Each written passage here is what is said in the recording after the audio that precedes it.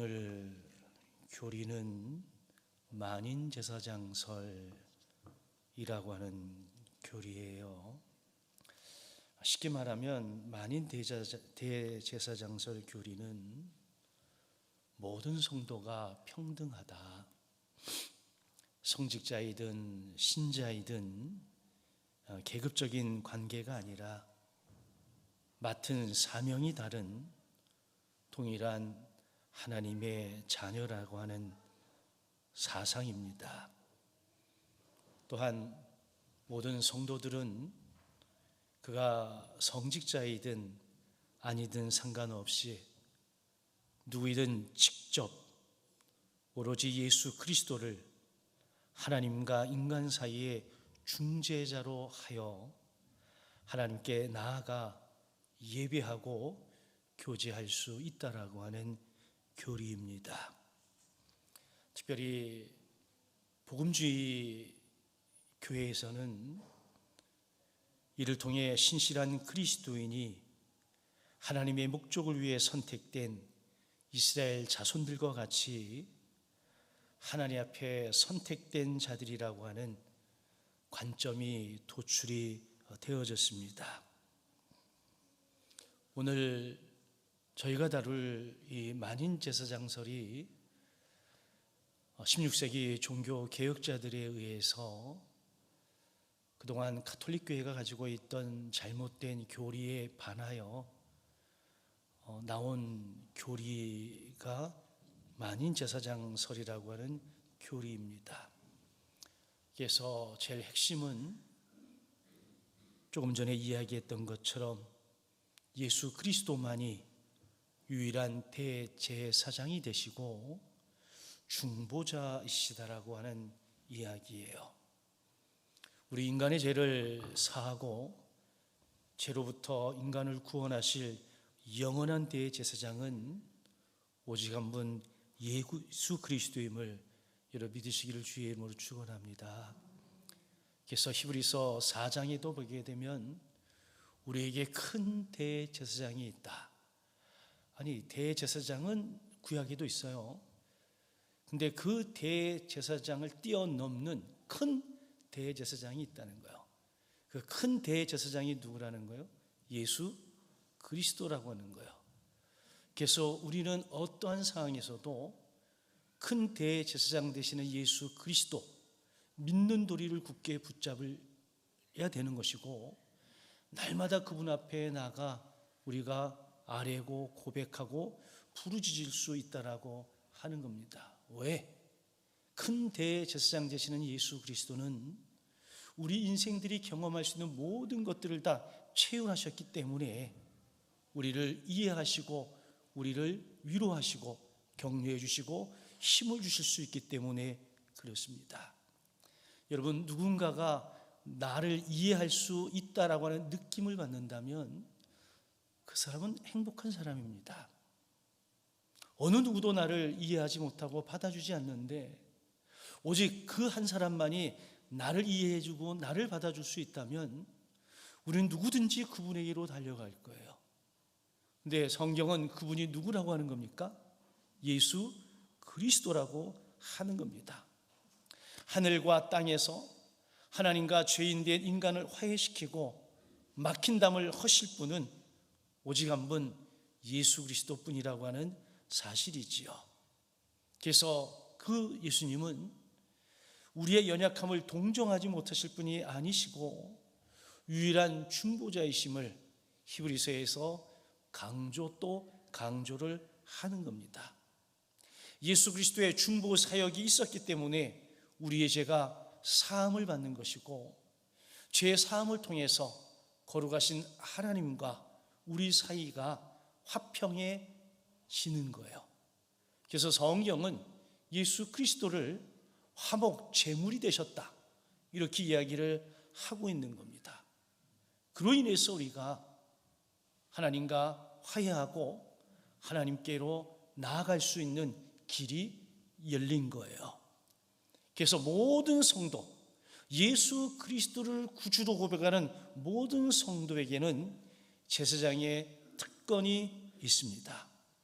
베드로전서 2장 8, 9절 이하에 보게 되면 우리를 향해서 왕 같은 제사장이라고 이야기를 하고 있습니다.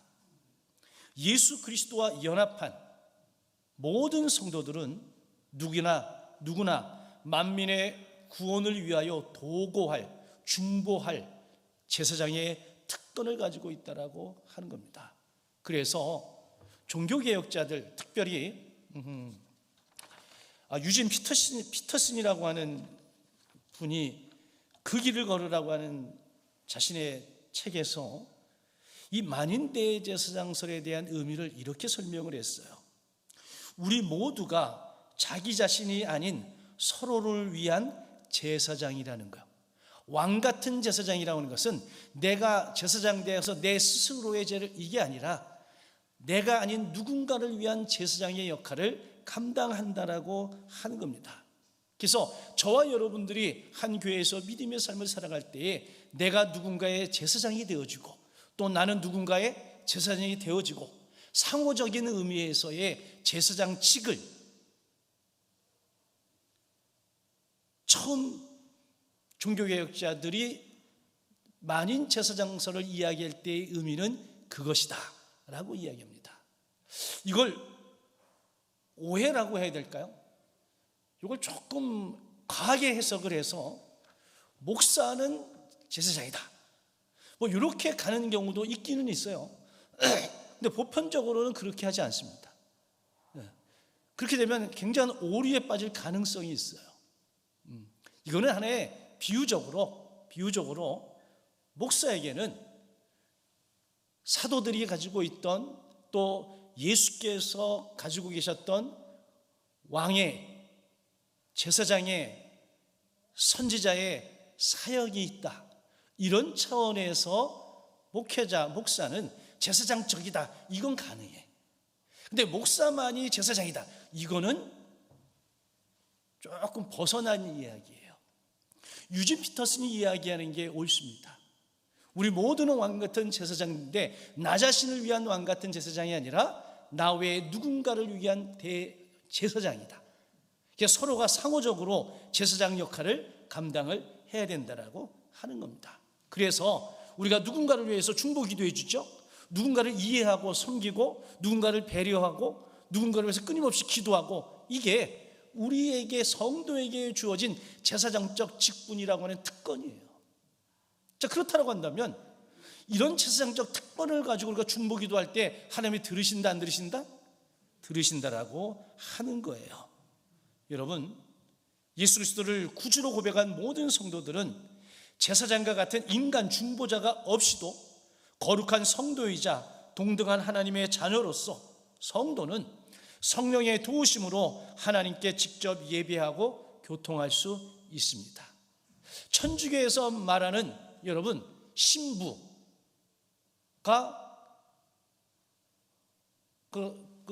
어떤 방 안에 들어가서 뭐 하죠? 뭐예요? 고해를 하죠. 고해성사, 고해를 하잖아요. 그러면 그걸 들은 신부가 사하노라.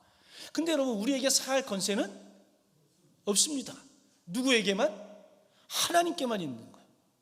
우린 단지 그 가운데에 뭐만 하는 거예요? 중보자로서 그냥 안내만 할 따름이라고 하는 거예요. 자, 스스로에 대하여 제사장이 되며 만인의 구원을 위하여 기도하며 찬미의 제사를 드리는 만인 제사장의 특권을 소유한다. 여러분, 이 부분에서 스스로가 스스로에 대하여 제사장이 되며 이 부분이 오해되어지면 문제가 생겨요. 그래서 아까 유진 피터슨이 이야기한 것처럼 그걸 잘 생각을 하셔야 되는 겁니다. 모든 성도는 제사장의 사역으로 부름을 받았다. 아멘입니까? 네. 그래서 스스로 주님의 이름으로 하나님 앞에 나간다라고 하는 의미에서 스스로 제사장의 역할을 감당을 하기도 하지요. 그러나 우리가 누군가를 위해서 중보하기 때문에 상호 제사장적 직임을 가지고 있다라고 표현할 수가 있어요. 자, 예수 그리스도는 섬김을 받으러 온 것이 아니라 섬기고 자신의 몸을 대속물로 주려고 오셨다. 그렇죠? 모든 그리스도인은 주님의 뒤를 따라서 섬김으로 부름을 받은 거예요. 섬김을 받으려고 부름을 받은 게 아니라 누군가를 섬기기 위해서 부름을 받았다라고 하는 겁니다. 특히 구원받은 성도는 만민에게 복음을 증거해서 그들을 하나님께로 인도하고 중보하는 직무를 수행하는 거룩한 제사장이다. 우리가 누군가를 전도하고 그 사람을 하나님께로 인도하는 거, 여러분 여기에는 예언자적 사명과 제사장적 직무가 함께 포함이 되어져 있는 거예요. 그래서 우리가 전도만 열심히 해도 우리에게 주어져 있는 그 사명을 제대로 감당을 하는 거죠. 그로 성도들은 이 직무에 합당한 삶을 살기 위해서 뭐 해야 된다고요? 힘을 써야 된다라고 하는 겁니다. 단순히 기계적으로 움직이는 사람이 아니라 정말 하나님의 부르심에 합당한 그 소명에 이끌려서 살아가는 삶이 그리스도인의 삶이 되어져야 된다고 하는 거예요. 여러분, 우리가 수고라고 하는 것, 헌신이라고 하는 것을 할 때에 하나님이 내게 주신 구원의 은혜에 감사해서 해야지, 그 외에 다른 조건들이 붙어버리면 굉장히 세속주의적으로 흘러갈 가능성이 많아요. 이미 우리는 세속주의적으로 흘러가는 부분들이 굉장히 많이 있어요. 이것을 빨리 회복시키고, 그리고 하나님과의 관계 속에서 정말 감사함으로 모든 일을 감당할 수 있으려 할 때에 우리는 원래의 의미의 성도로서의 어떤 그 사명을 재발견할 수 있다, 이렇게 생각이 되어집니다. 이제 교리문답에서 질문을 해보면 제사건이란 뭐냐? 제사건은 하나님과의 화해를 위한 제사를 드리는 제사장의 권한을 의미합니다. 그래서 그러면 신약의 대제사장은 누구냐? 하나님의 아들 예수 그리스도입니다. 예수님은 세상 죄를 지고 가는 하나님의 어린 양으로서 자기 목숨을 인류의 속죄를 위한 제물로 십자가에 드렸습니다. 여러분, 구약의 제사장들은 누군가의 죄를 용서하기 위해서 짐승을 잡아요. 그리고 그 잡은 짐승을 각을 떠서 피는 버리고 그 살을 떠서 번제단 위에 태웁니다. 이 번제단에서 그 고기들이 타서 그 향이 하늘로 올라가는 거예요. 그것을 통해서 하나님께서 죄를 사해 주신다는 거예요. 이게 그 당시에 제사장들이 했던 역할이에요.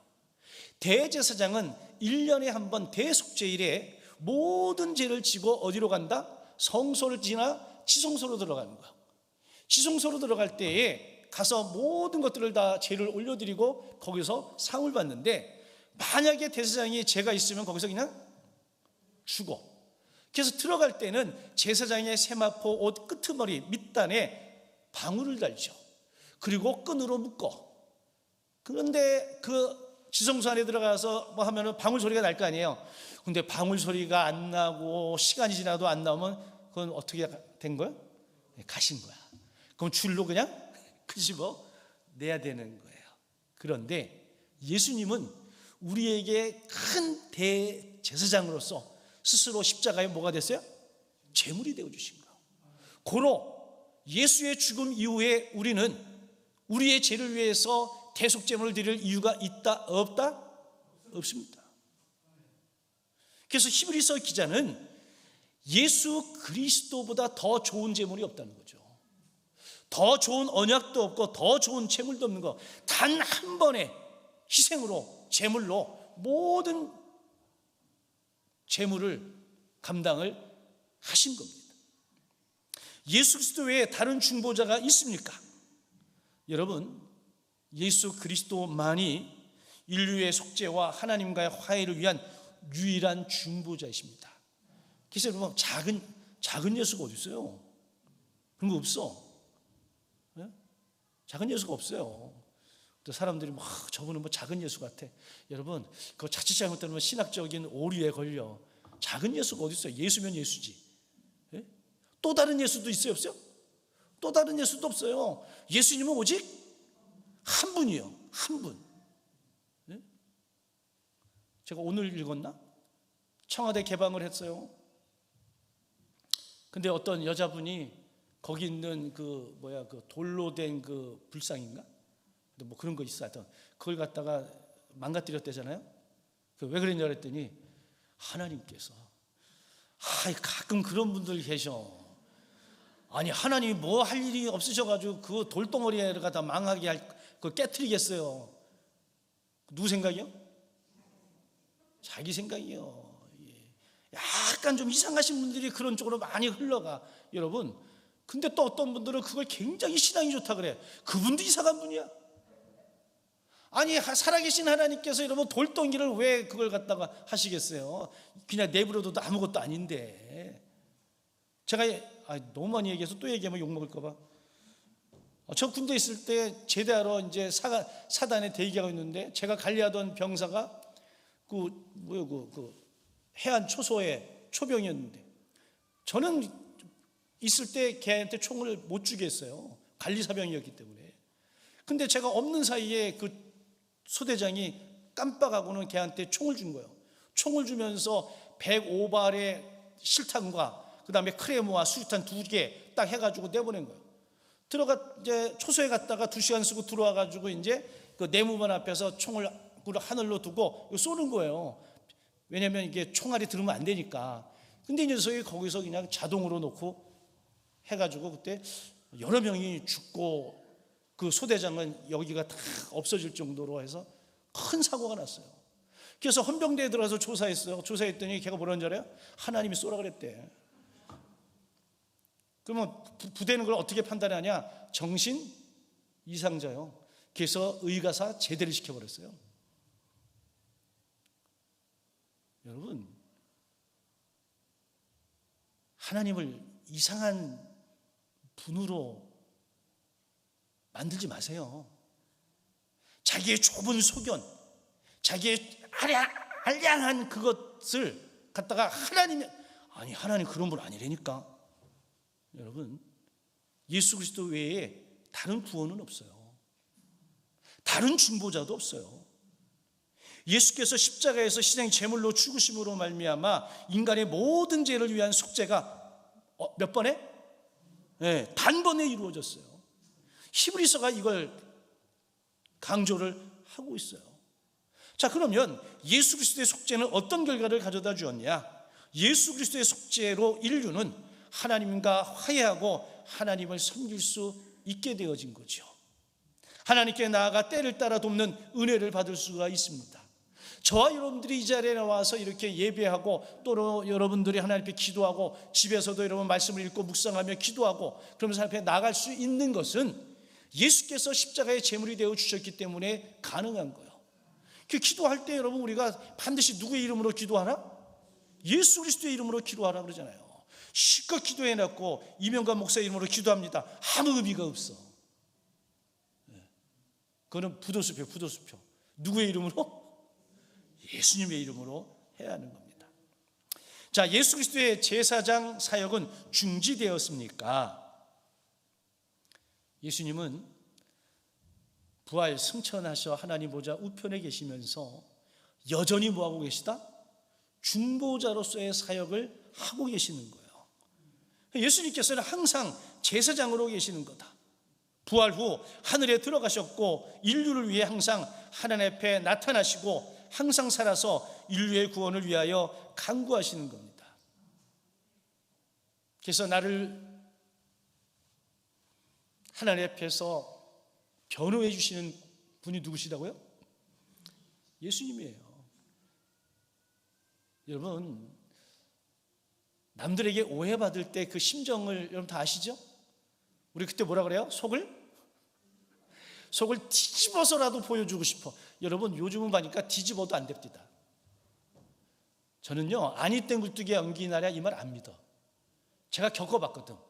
아니 땐 굴뚝에도 연기가 무럭무럭 잘도 납니다. 예? 저 그 말 안 믿어. 예. 근데 여러분, 한참 힘들고 어려울 때 하나님 앞에 기도한 게 있어요. 하나님 아시지요. 정말 아무도 알아주지 않고 그럴 때 의지하고 아랠 대상은 누구밖에 없더라? 하나님밖에 없어요. 근데 놀라운 사실은 그럴 때에 하늘의 위로가 있었다는 사실이죠. 하나님의 위로하심과 성령의 만져주심이 있어서 회복되어지고, 그리고 더욱더 헌신의 자리로 나가게 해 주시는 거예요. 그것을 통해서 확인할 수 있는 것은 여전히 예수님은 하나님 보좌 우편에서 나를 위해 중보하고 계신다. 근데 중보만 하는 것이 아니라 보혜사 성령을 통해 나를 도와주시기도 하시는 거예요. 여러분, 다른 인간 제사장이나 사제가 필요하지 않고 직접 사심을 갖고 기도할 수 있고 예배할 수 있음을 믿으시길 주의 이름으로 축원합니다. 또한 그리스도인은 섬김으로 부르심을 받아 특히 세상에 복음을 전해 모든 백성을 하나님께로 인도할 책임이 있어요. 이게 소명이에요. 여러분, 개인적인 소명도 있지만 전체 성도로서의 소명도 있어요. 전체 성도로서의 소명은 마태복음 28장 19절 20절에 주신 예수님의 지상 마지막 명령이에요. 모든 족속으로 제자를 삼는 거예요. 아멘입니까? 그러니까 우리가 누군가에게 복음을 전하고 그 사람으로 하여금 세례받고 하고 그 사람으로 하고 제자 삼는 것, 이건 여러분 우리의 모든 성도들의 소명이에요. 이 소명 아래에서 우리는 주어진 직임과 직분을 잘 감당을 하는 거예요. 이러한 선교적 직무 안에서 모든 그리스도는 다 거룩한 제사장이다. 아멘입니까? 나는 거룩한 제사장이야. 이게 아니라 우리가 선교적인 책임을 가지고 의무를 가지고 하는 거예요. 그래서 믿지 않는 자들에게 복음을 전하고 그들이 주님께로 돌아올 때에 우리는 뭐가 되는 거예요? 제사장이 되는 거예요. 우리 진주선교교회가 그런 교회로 점점점 더 나아가는 은혜가 있기를 주의 이름으로 간절히 축원합니다. 제가